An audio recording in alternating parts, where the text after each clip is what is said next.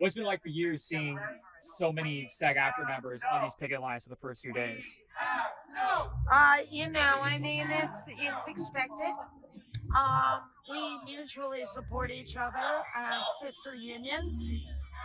We all understand that we've entered the digital and streaming age, and the contracts that are expiring right now reflect a different time in entertainment history, Hmm. and that in and of itself dictates some imaginative change or structuring.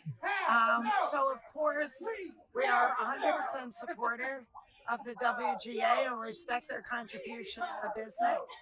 I'm the chair of the negotiating committee for SAG-AFTRA.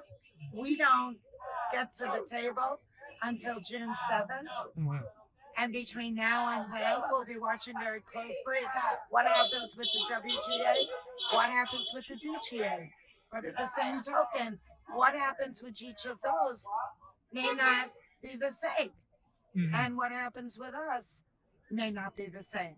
So I'm hoping that, we won't have to strike. I'm hoping that we're going to present a creative,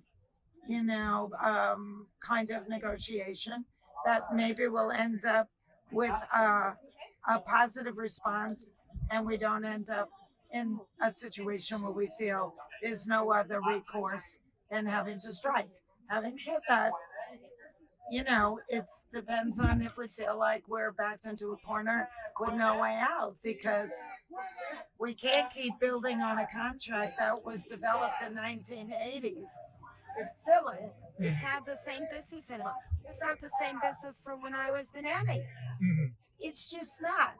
So, I don't need to improve on that contract.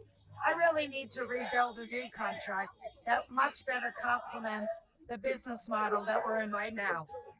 Only a cockeyed optimist, but I'm hoping that when we go in, we're going to go in with a fresh point of view, a new perspective, a different portal to enter the conversation, as I did with other conflicts that our people have as encountered and was unsuccessful in resolving, and I was able to resolve it. So um, let's just see. I when you talk about what members want, I think we have a very clear understanding of it, and we want everybody represented, and everybody had something to say, and experts. We have 7 different careers Hmm. in our union, and within those, there are like sub careers. We represent puppeteers. You know what I'm saying? It's a lot of people, stunt people. I mean, it's just so diverse. And then we're all about, diversity, inclusion, and making sure that everybody is fully represented. So, and that's my MO. I'm not even partisan. You tell me, I don't even know you. I don't know what party you're associated with, and I don't care. You tell me a problem that makes sense to me, I'll go to bat for you. The Screen Actors Guild and AFTRA is currently not on strike. We can support the WGA and we do it 100%, but by law, we're not allowed to strike Yeah. because they're striking. We Hmm. don't have that. The Teamsters is allowed to, but we're not allowed to by federal law. So, we can support that. If you're an actor and you have a contract that you pre-negotiated and you made a commitment, you have to go to work. Hmm. You can take your lunch break and come down and picket if you want Hmm. and show your support to the WGA. But you are obligated by law to fulfill your commitment.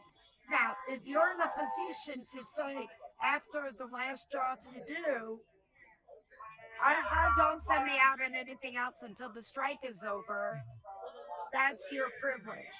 But nobody's going to think poorly of you if you get a job as an actor to put food on the table and support your family.